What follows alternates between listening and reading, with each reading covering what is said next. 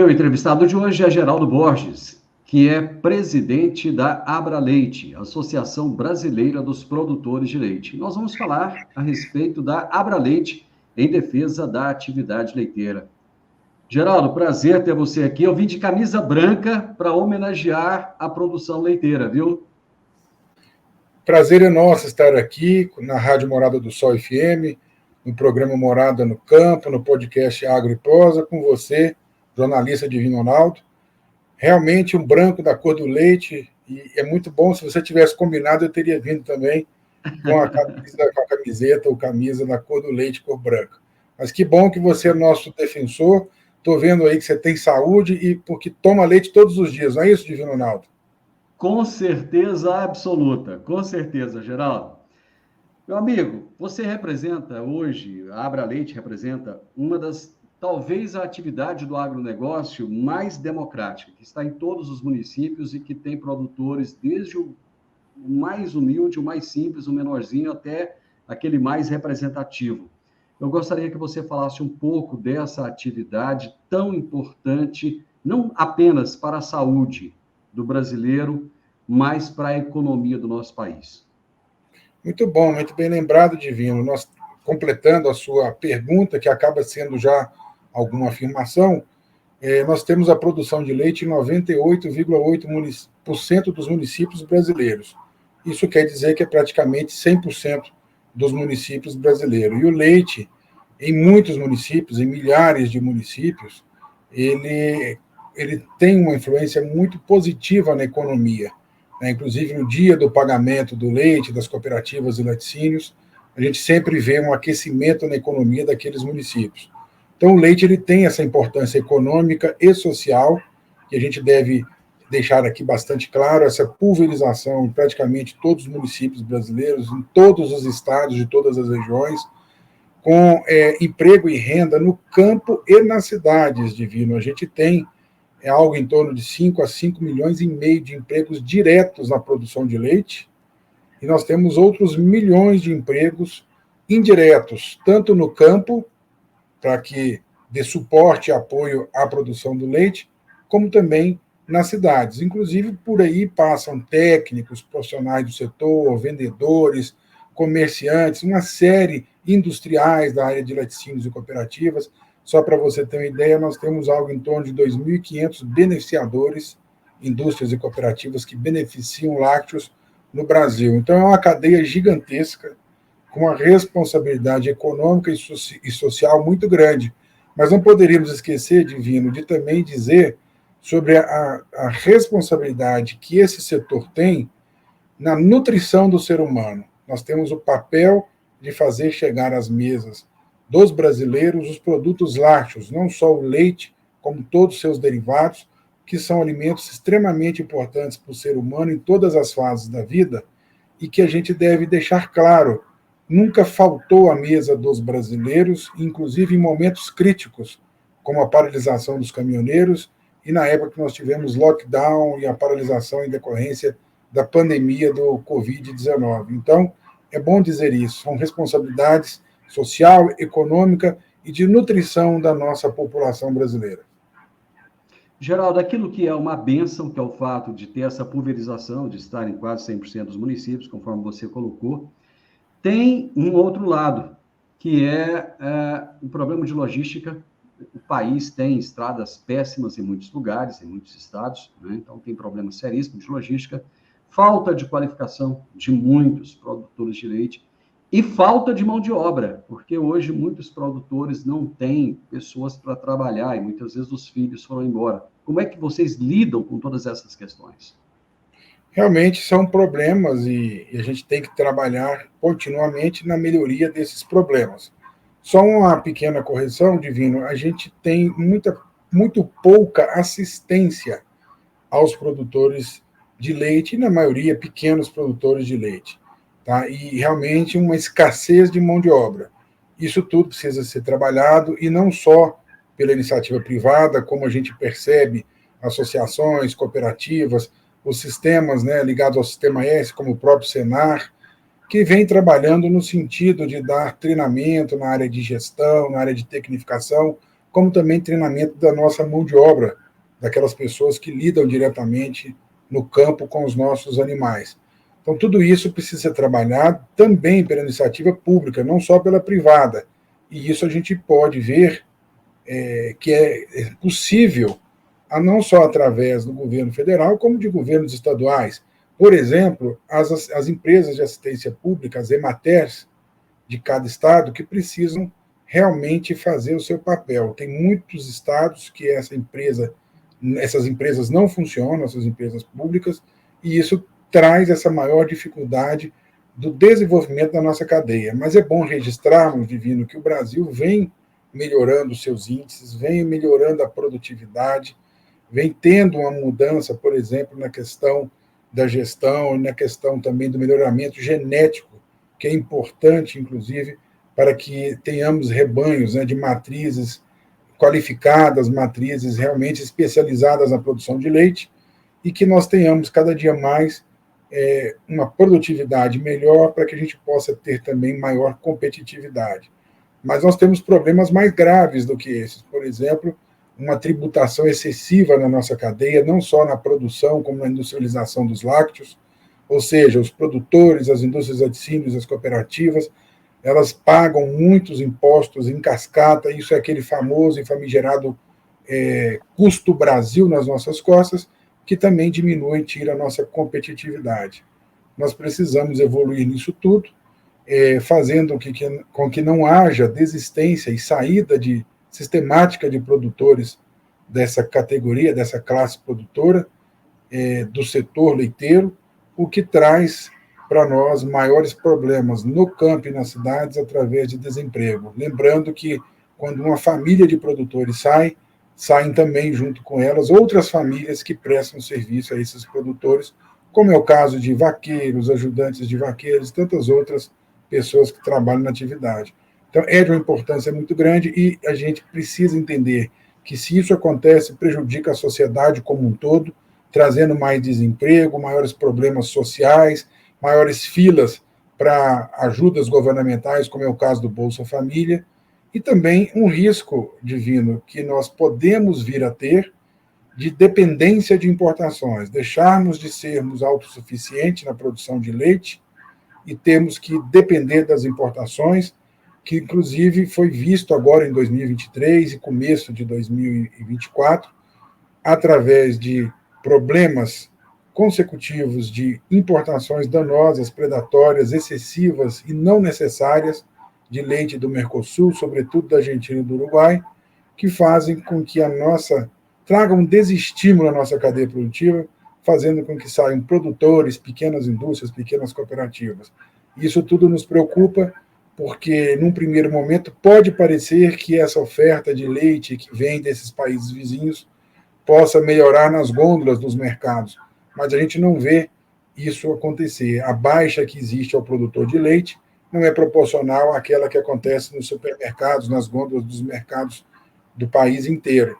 E aquilo que eu disse, se vier a faltar num futuro próximo, por falta da gente ter uma capacidade de abastecimento, uma autossuficiência, a conta chega alta e pode haver picos de preços, e quem vai pagar isso lá na ponta é o consumidor. Então, é preocupação, sim, para a nação brasileira. O setor leiteiro é muito importante, não só dentro das cadeias do agro, mas sim no nosso país como um todo, já que o leite é um elemento essencial e um elemento de custo baixo para a população, que faz parte realmente daquela cesta básica dos alimentos que a população tanto necessita e precisa e que milhões de brasileiros têm dificuldade de adquirir.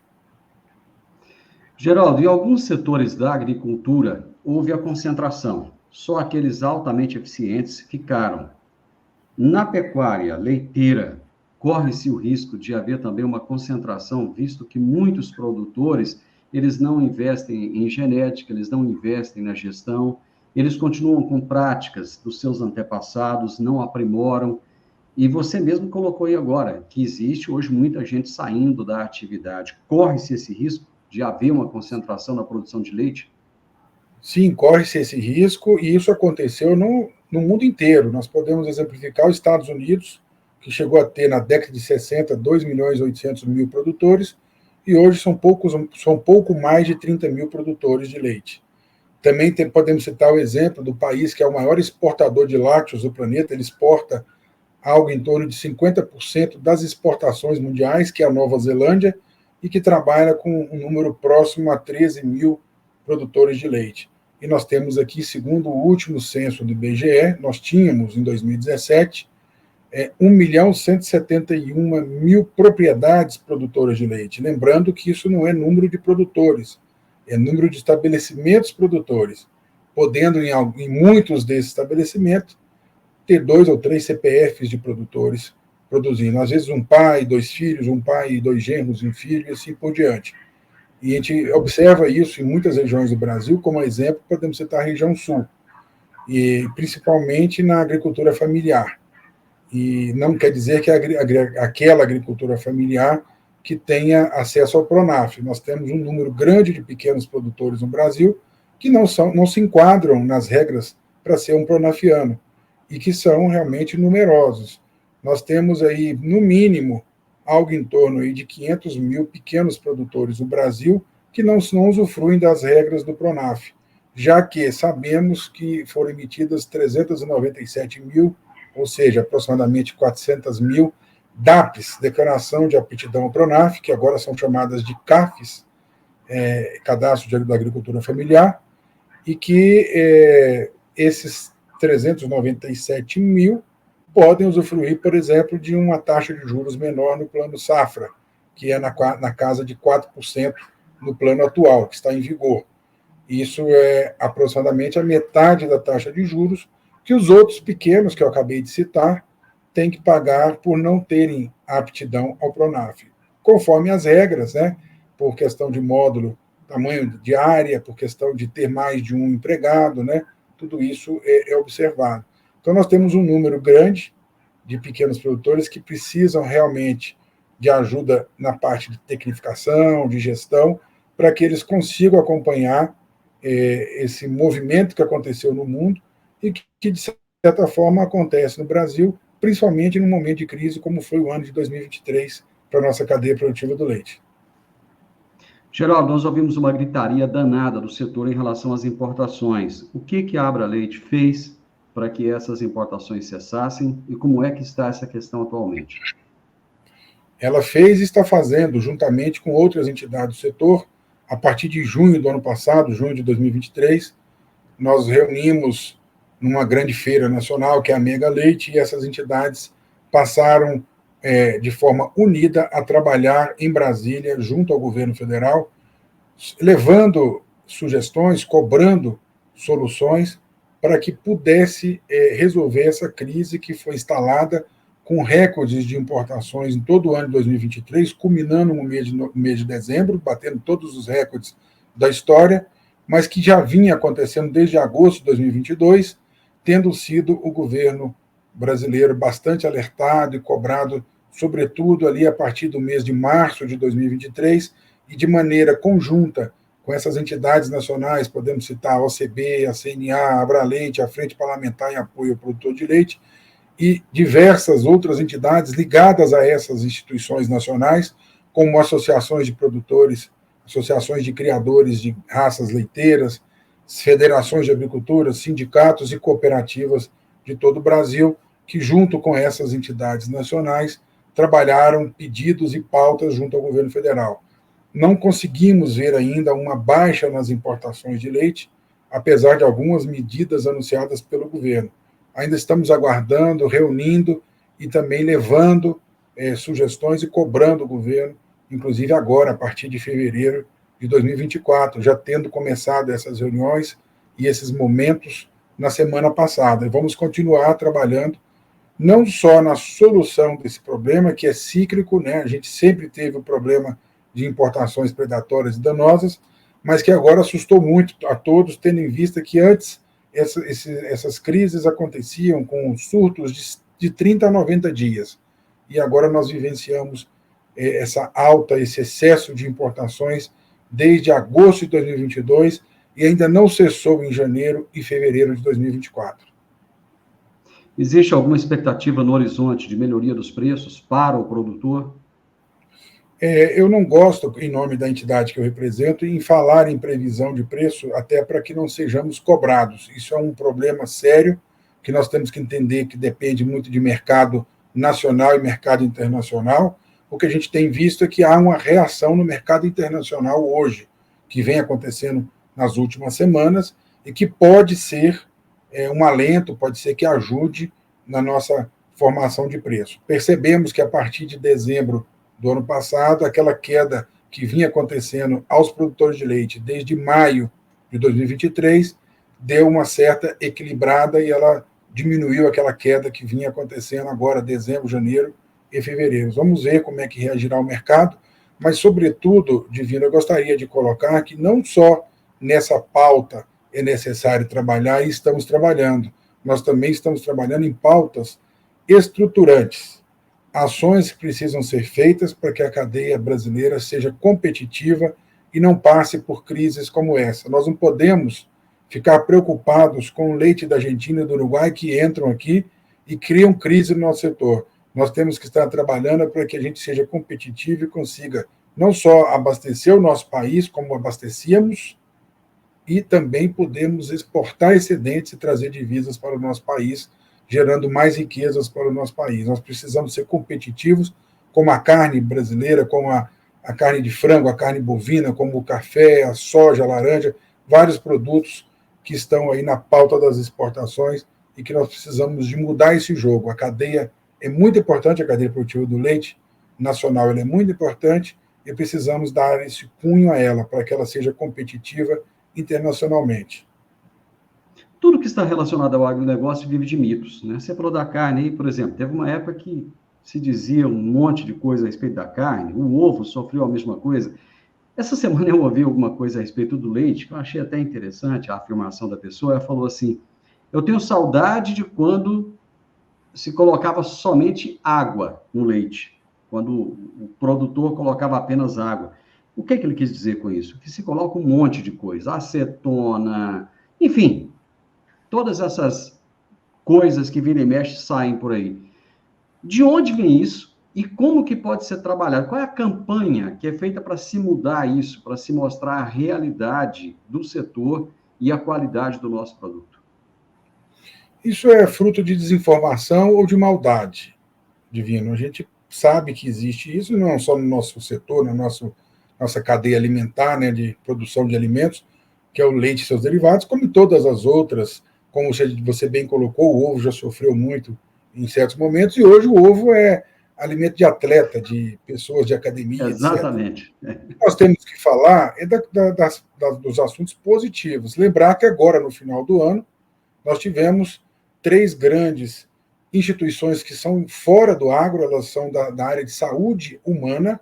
Uma delas, a Organização Mundial da Saúde, mudou as suas indicações, as suas orientações, dizendo que os pais agora podem utilizar o leite de vaca para bebês acima de 6 meses. Antes, essa mesma Organização Mundial da Saúde, a OMS, indicava, recomendava acima de 12 meses. Então, ela já reconhecia esse alimento, leite de vaca, como importante, como saudável para o ser humano, inclusive na fase que ele é mais sensível, na fase de bebê acima de 12 meses. E agora já estão colocando a indicação, a recomendação para bebês acima de 6 meses. Então, isso sim é que é notícia interessante de nós badalarmos, nós propagarmos, e não fake news como essa que você acabou de comentar. Inclusive, nós, produtores, pessoas da cadeia, precisamos de parar de divulgar essas notícias falsas, ruins, até nos grupos de WhatsApp do campo,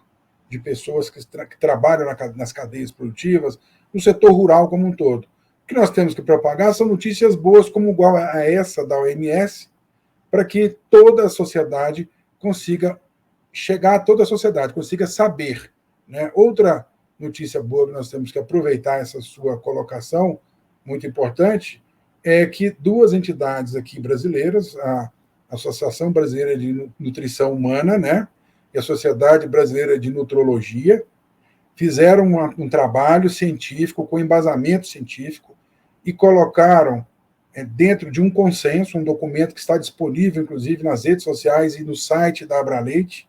Vou até aproveitar aqui e convidar que visitem abraleite.org.br, repetindo, www.abraleite.org.br, org de organização, e lá está todo esse documento, que é chamado de consenso, em que essas duas entidades, essas duas instituições sérias, e que são da saúde humana, composta por médicos, cientistas e profissionais da saúde, colocaram as informações de que o leite faz bem para a saúde humana em todas as fases da vida, inclusive quebrando tabus, tirando pechas que foram colocadas ao leite que pudessem fazer mal à saúde humana de qualquer forma, porque leite tem isso ou tem aquilo.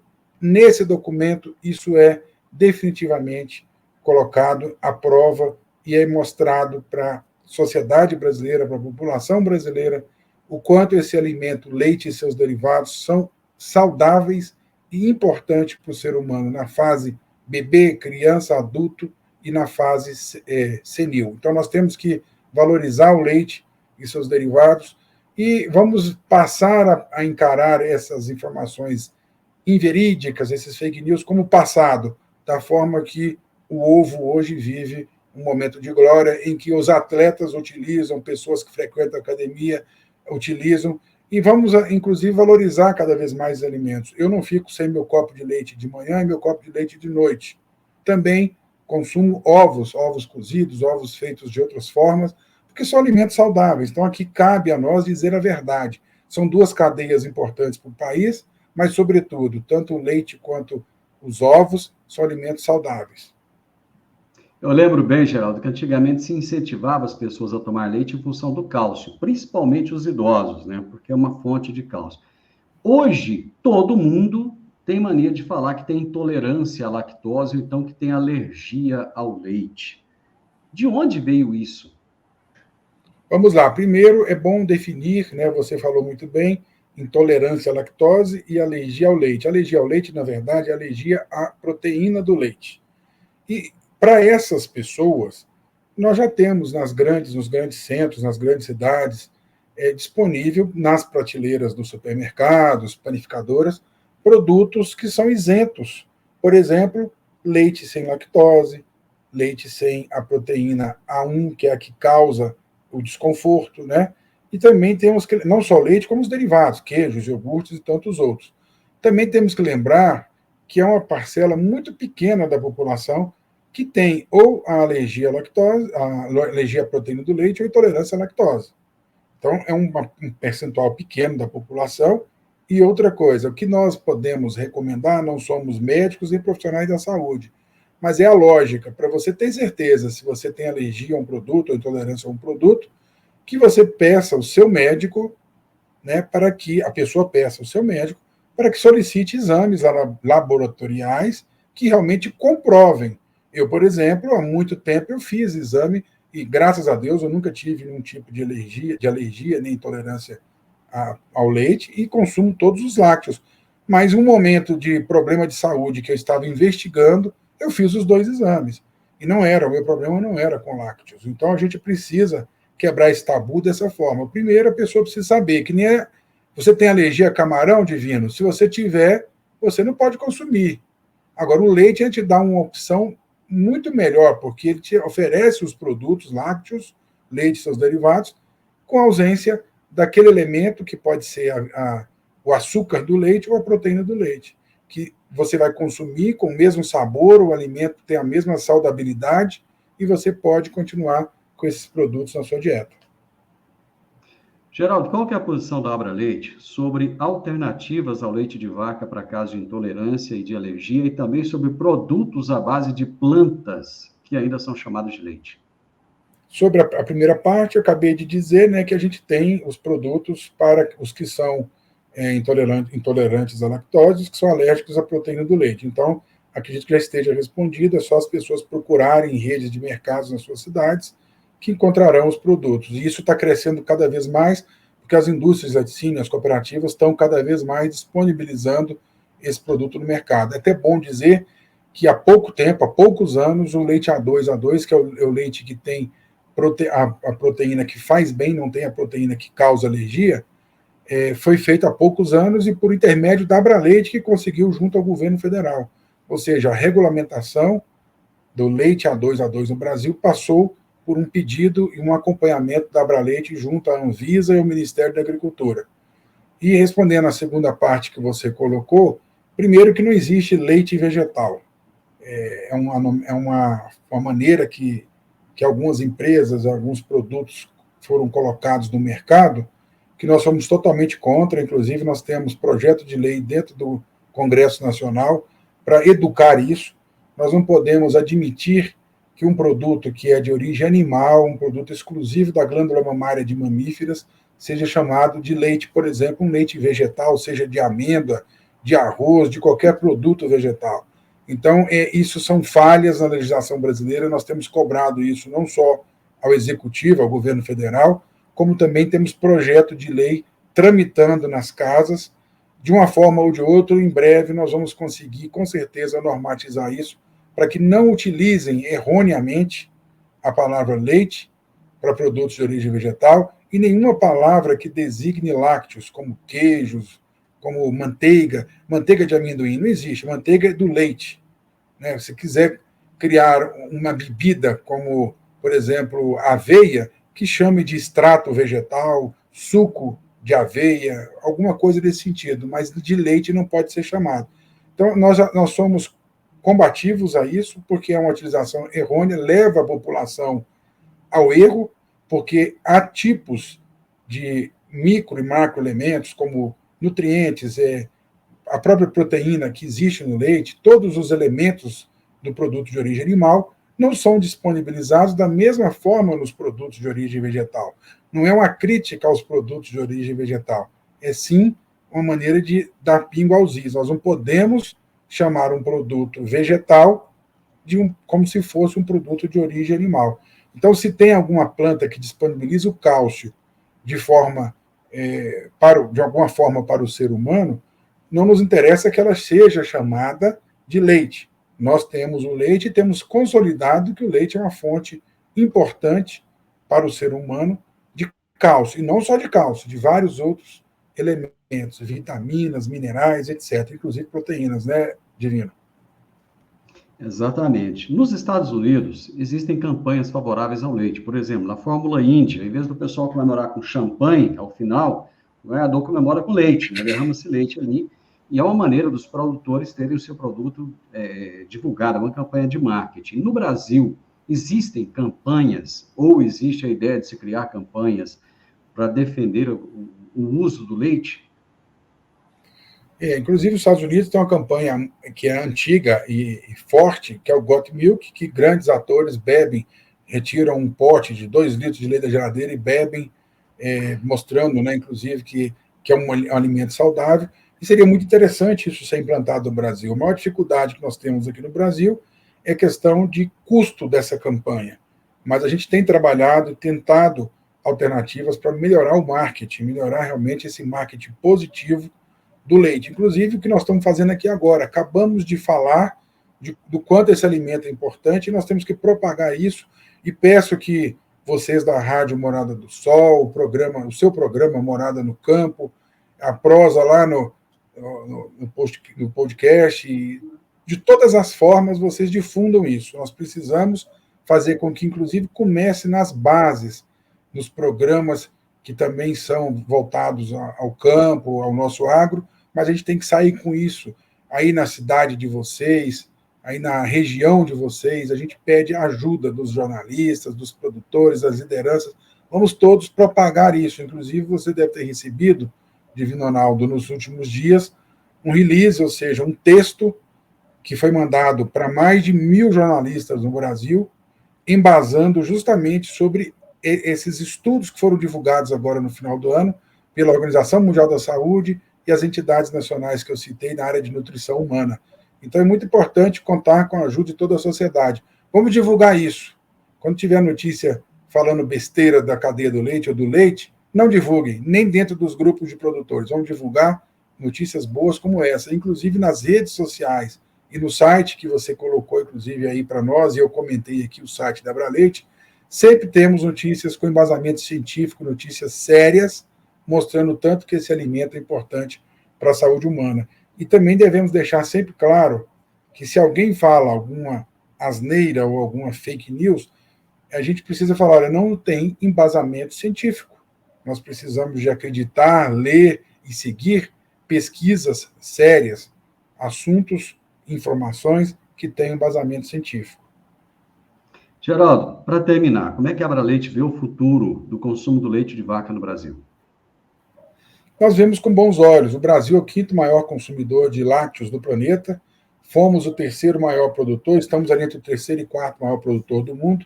Isso depende, inclusive, da análise União Europeia ou Alemanha separadamente. Então, nós ficamos no terceiro ou quarto lugar. E voltando à questão do consumo, o leite sempre foi um produto acessível à população. Nós precisamos cada vez mais melhorar a questão de renda no nosso país. Nós precisamos realmente tirar o Brasil da pobreza. A gente tem que trabalhar para que a nossa nação evolua, cresça com educação, com nutrição, e o leite passa por isso. O leite e seus derivados são alimentos importantíssimos, por exemplo, no desenvolvimento, não só na fase de bebê, que agora a OMS, a Organização Mundial da Saúde, acabou de publicar, mas também nós sabemos que o leite é muito saudável para as crianças.